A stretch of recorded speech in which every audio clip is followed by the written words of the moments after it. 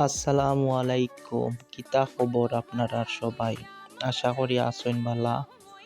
আজকে আমি একটা নতুন ভিডিও নিয়ে আইলাম। একটু হইল গত মার্চ মাসে বাংলাদেশ আর শ্রীলঙ্কার মধ্যকার টি-20 সিরিজের আয়োজন করা হয়েছিল সিলেট ইন্টারন্যাশনাল ক্রিকেট স্টেডিয়ামে। সো আমি সেখানে গিয়েছিলাম খেলা দেখতে। সেখানে যাওয়ার পর একটা অন্যরকম ফিলিংস কাজ করেছিল,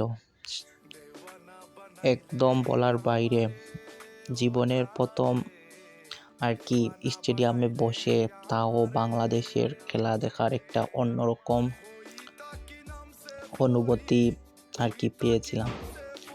সাথে ছিল আমার বন্ধু, এবং আমরা কয়েকটা বন্ধু ছিলাম সাথে।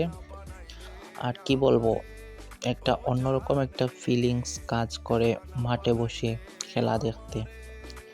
আর দেখতে পাচ্ছেন যে সিলেট স্টেডিয়ামে অনেক দর্শক। আর এই জীবনের প্রথম কোনো প্লেয়ারকে এত কাছ থেকে দেখেছিলাম। এই মাহমুদুল্লাহ রিয়াদ ভাই যাচ্ছেন, এবং তাওহিদ হৃদয়, মুস্তাফিজুর রহমান এবং তাসকিন আহমেদ একজন করে প্যাভিলিয়নের ভিতরে যাচ্ছেন। আর কি জীবনেই প্রথম এত কাছ থেকে বাংলাদেশের জাতীয় দলের ক্রিকেটারদের দেখা। আর অনেক দর্শক মাঠে উপস্থিত ছিল খেলা দেখার জন্য।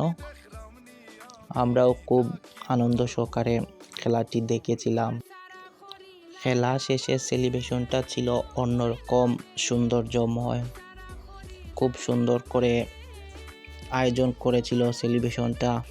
কিন্তু সবচেয়ে দুর্ভাগ্য হলো সেখানে বাংলাদেশ সিরিজটা হাতছাড়া করে নেয় 2-1 ব্যবধানে। সো সবাই ভালো থাকেন, হয়তো আবার দেখা হবে নতুন কোনো ভিডিও নিয়ে।